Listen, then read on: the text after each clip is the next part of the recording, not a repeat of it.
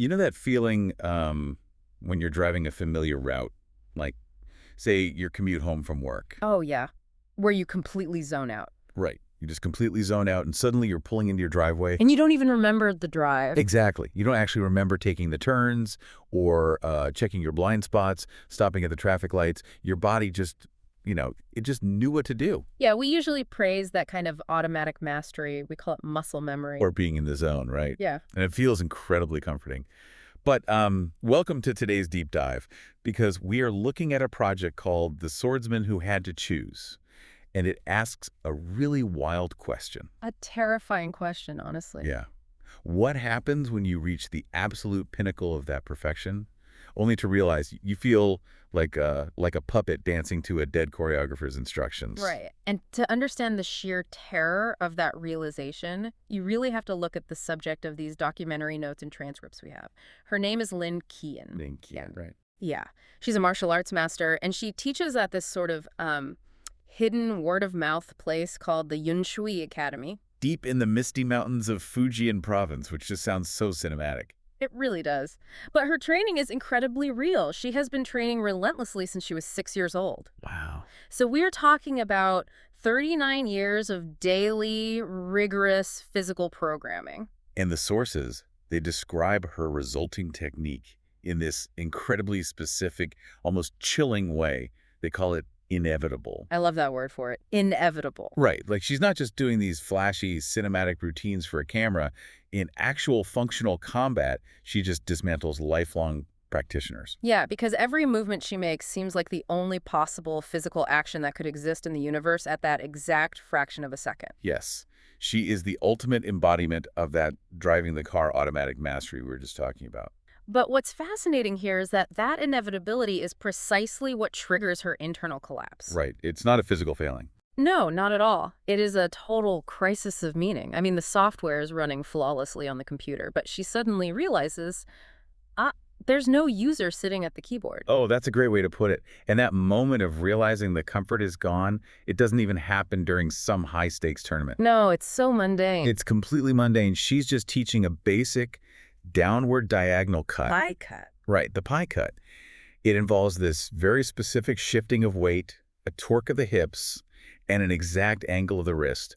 And she has taught this thousands of times. Tens of thousands, probably. Yeah. And then a student just, innocently raises his hand. He just asks about the angle of the blade. He's like, why this specific angle and not, say, 5 degrees different? Which seems like a totally normal question for a student. Sure.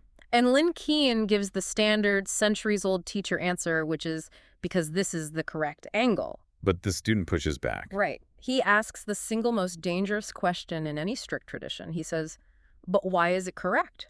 And that one question just, unravels the entire sweater for her. Completely. She freezes. She realizes she has no real answer. Right, yeah. She can talk about mechanical efficiency or leverage or the combat history of the Kunlun style. But underneath all of those academic justifications, it's just this hollow truth. Yeah, it is correct because someone, hundreds of years ago, simply chose it. There is this striking moment in the raw transcripts where she holds up her sword to the documentary filmmaker. The 400-year-old weapon. Yeah. And she knows its perfect lineage. 63 different people have owned this specific blade before her. Wow. And looking at the steel, it dawns on her that she has spent almost 4 decades of her life sacrificing her body to perfect the arbitrary aesthetic preferences of 63 dead people. It's heavy. And okay, let's unpack this because she gives this brilliant analogy in the interview. She describes it like speaking a language completely fluently, right? You know all the grammar, you can express complex thoughts, and then one day you suddenly realize that words are just arbitrary sounds we all blindly agreed on. Exactly. The sounds work to communicate, sure, but tree could just as easily have been bloop. Bloop, right. It all made up. But here's my question. I want to push back on this a bit. Go for it. If I'm driving my car and I get home safely, I don't really care who paved the road. That's fair. Right. So if she's winning tournaments and the sword does its job flawlessly in combat, why does it matter if the origin was arbitrary? Isn't efficiency enough? Well, what's fascinating here is how the emails from Professor Chen Wei from Tsinghua University address this. They connect this exact feeling to Jean-Paul Sartre's concept of bad faith. Oh, right, the existentialism stuff. Exactly. Bad faith is that trap we all fall into where we blame tradition or our training or human nature for our choices. We pretend our actions are predetermined by external forces. Because taking actual responsibility for our own radical freedom is just too terrifying. Yes. Lin Qian realizes she is condemned to be free, as Sartre would say. There's no cosmic law of physics making her sword angle the only correct one. Efficiency without meaning is what she calls death in life. So she's basically functioning like a tool. Right. Think of a pocket calculator.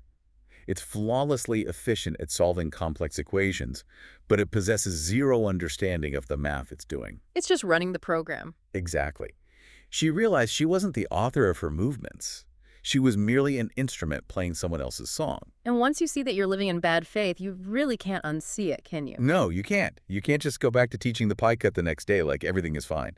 So she decides to completely burn it down. Which is so radical. It really is.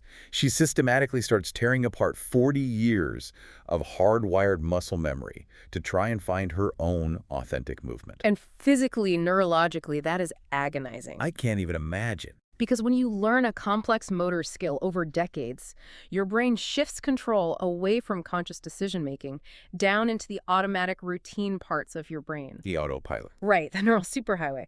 So Lin Qian isn't just trying to learn something new. She is actively fighting her own nervous system to forcefully drag control back into her conscious mind. And the documentary notes capture the physical agony of this deconstruction. It is intense to read. Oh, the 2:37 a.m. courtyard scene. Yes. The filmmaker catches this haunting scene. It's 2:37 in the morning. The camera is rolling in this dark, silent courtyard, lit by a single lantern. Wow. And Lin Qian is out there in her sleeping clothes, just holding her sword, muttering numbers to herself. 43 degrees, 44 degrees, 45 degrees. She's desperately testing the angle of a single downward cut, degree by agonizing degree. Yeah, she's looking for an angle that is true in the way mathematics is true. She wants to find some undeniable biomechanical reality so she doesn't have to bear the burden of just choosing one. But the tragic discovery she makes in that dark courtyard is that they all work. Right. 43 degrees cuts cleanly, 45 degrees cuts cleanly. They functionally all work. None of them represent absolute truth. So faced with that, her deconstruction gets brutal. She strips away all the traditional flourishes. She takes a single basic cut and she performs it continuously for 6 solid hours. But not to make it perfect. She's practicing to make it clumsy. Which goes against everything you're ever taught in martial arts. Exactly. She is actively trying to force her body to forget, trying to separate the inherited pattern from her own conscious choice. She's looking for this state she calls conscious automaticity. Or wu-wei with responsibility, like acting smoothly, but with the full crushing awareness that she is actively choosing the action in that exact millisecond. But here's where it gets really interesting, because the physical toll of this is unbelievable. She is literally trembling with exhaustion by dawn. She looks like a clumsy beginner, and she's alienating her students, who are terrified watching their master fall apart. It's hard to watch. But is there such a thing as being too free? Like, can radical freedom just become paralyzing? Well, Professor Chenwei's emails actually explain this perfectly. He brings up analysis paralysis, or what Sartre called nausea. Nausea, yeah. It's that vertigo you feel when you realize there are unlimited possibilities.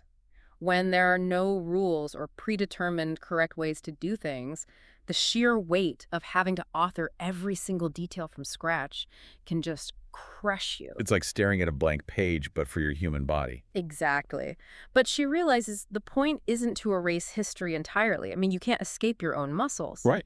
The goal is to choose with history, acknowledging that tradition doesn't determine the choice. You are the one driving the car, not the road. Okay, but philosophical theories are fine in a quiet courtyard at 3 in the morning. Mm-hmm. But swords are literal weapons. How does authentic choice hold up under pressure? Because we move to this moment where Lin Qian's philosophy collides violently with reality. Oh, this is the ultimate test. When Master Feng arrives. Yes. Her original teacher, Master Feng, arrives unannounced. He's disgusted by rumors that she is destroying tradition. And he initiates a duel. Well, a demonstration that becomes a duel. Right. He unleashes this flawless traditional Kunlun attack sequence. The notes describe it as museum quality. Just absolute perfection. Decades of muscle memory dictate that Lin Qian should respond with a standard upward block against his high cut. She wouldn't even need to think about it. But instead, she does the unthinkable. She explicitly pauses. Yes. In the middle of a high-speed exchange of strikes, she stops the autopilot. She consciously chooses her response, and she steps offline with this awkward, improvised thrust. And Master Feng is furious. He violently sheathes his sword, calls it suicide, and basically says the whole point of training is so you don't have to think. He disowns her right there. He does. So what does this all mean? In a literal fight with a deadly weapon, pausing to choose is objectively dangerous. Isn't Master Feng right? Isn't effectiveness more important than philosophy when a sword is swinging at your head? This raises an important question about her priority shift. She argues that effectiveness without consciousness is just machinery. A robot on an assembly line. Exactly. She says she would rather be defeated while practicing her art than win by acting as a puppet for someone else's. Wow. It illustrates her transition from performing a noun like a fixed sword form to enacting a verb, forming continuously. And that choice doesn't just isolate her. It ripples outward. It's like a contagion of authenticity. It infects everyone. The academy actually closes. Students scatter. Some of them, like Ling and Tao, they leave early because they desperately want the comfort of tradition and rules. Which is so human. We crave structure. But others are transformed. Student Wei abandons the sword and applies the philosophy to calligraphy. And then there's Dr. Sarah Chen, the mathematician. Yes. She watches the documentary footage and completely changes how she approaches math proofs. She realizes she's been using shortcut formulas just to get published. Tradition dictating the path. Right. So she starts prioritizing authentic choice over academic fame, driving every step herself. Even the filmmaker has a crisis. I love that detail. He stops making documentaries for years because he realizes his camera framing and narrative arcs were just unconscious traditions he absorbed from film school. If we connect this to the bigger picture, Lin Qian proves that authenticity isn't about the specific discipline. It's not about the sword or math or filmmaking. No. It's about your relationship to the discipline. She becomes the ultimate case study in creating meaning in a universe that provides none.